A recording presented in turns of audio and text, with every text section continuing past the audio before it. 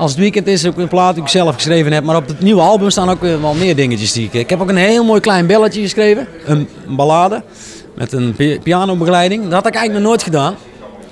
Want iedereen kent mij van, ja, feestmuziek kan ik toch wel aardig mee overweg.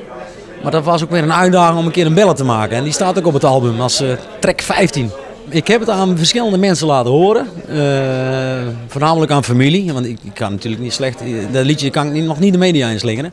En iedereen die de stukken van mijn album gehoord hebben, die zijn er toch wel van onder de indruk. Dus dat is allemaal positief. Ik heb wel een stempel als feestzanger, maar dat vind ik helemaal niet erg hoor. Dat vind ik helemaal niet erg. Maar de ballads die ik altijd de ballads die ik gemaakt heb, zeg maar, dat zijn nooit geen singles geweest.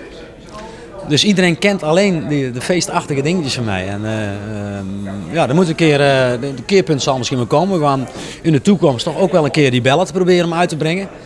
En als die dan opgepikt wordt, ja, dan komt zo'n plaat ook bovendrijven. Maar voorheen was het altijd feestmuziek die ik uitbracht. Ja.